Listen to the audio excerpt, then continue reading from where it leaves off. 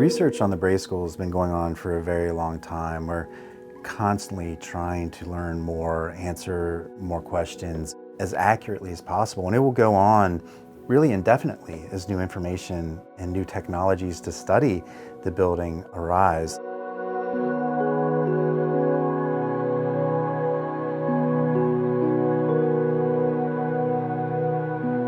There's a lot of thought early on that this building was the building that replaced the Bray School and was not actually the Bray School itself. Based on a lot of research, and actually going back to 1919 is the first time that this building is studied. A visiting architect, and this is before the foundation was founded, documented this building as a Virginia house, so a classic 18th century residential structure. Fast forward into the 1980s, again, researchers here at Colonial Williamsburg, as well as some students at William and Mary, were studying the building, trying to understand when it dated to, understand what it actually looked like in the 18th century. And that work continued throughout. Dr. Terry Myers at William and Mary did some groundbreaking research on this building, actually identifying the original location of the Bray School, and that's where this building came from. It's moved in 1930 from its original site to another site down Prince George Street to make way for a dormitory for William and Mary. And his research really pushed a lot of study on the building. Now we date based on technology, the introduction of technology, and the initial, what we call forensic investigation indicated that this wasn't the Bray School, that maybe it was the building that replaced the Bray School. That's based on two things: a letter, a partial letter that we had from the Bray Associates talking about the move of the school from the first building in late 1764, early 1765, to a second building.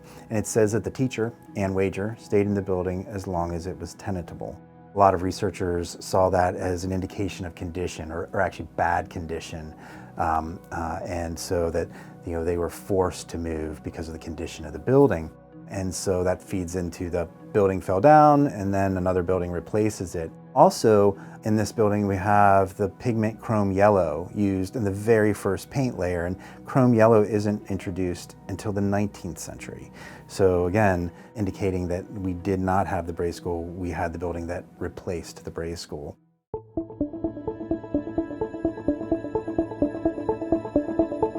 A number of experts looked at the building to determine whether the tool marks and the other physical evidence were the appropriate ones for the middle of the 18th century, but it wasn't quite clear whether it was just before or just after the period in question.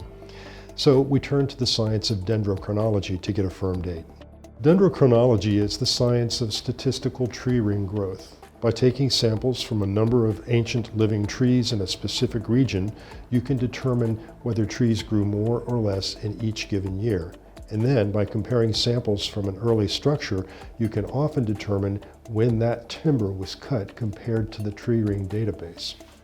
Fast forward to 2020, so that's looking at growth patterns in trees, and that can be attributed to certain dates. And what we now know is those trees that built this building were felled and are cut down in the winter of 1759 through the spring of 1760.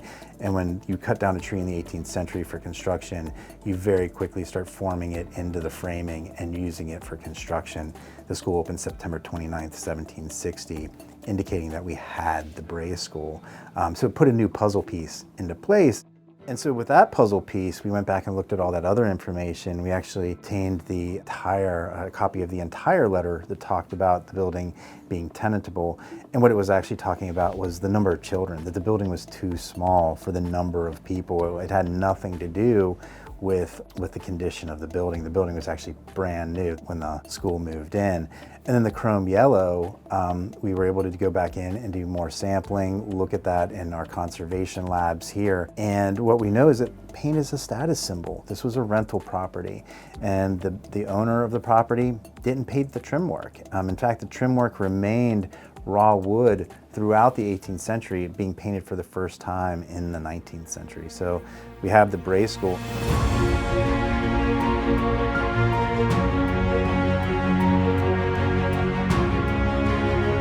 The site where the building was moved in 1930 is well off the beaten path, and we knew that if it was kept there, few visitors would find it and learn from it.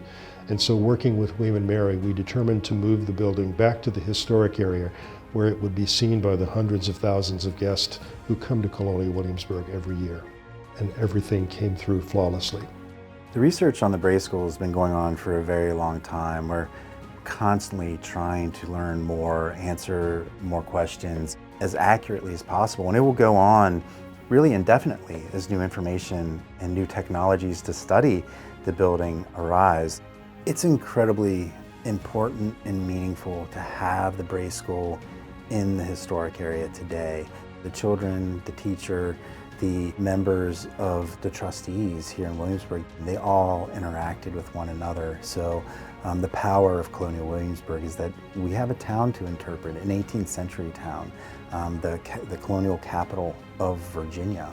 Objects and buildings of the past are wonderful tools for telling us about the events of those days. As it happens, the objects and buildings associated with those at the higher end of the socioeconomic scale tend to survive in some numbers, while those associated with folks at the other end of the scale do not survive because they've generally been used up. To have a building that lets us talk about the Black experience in Williamsburg before the Revolutionary War is really miraculous. It is a space that was used by the Black community, and there are many, many tales to come forward.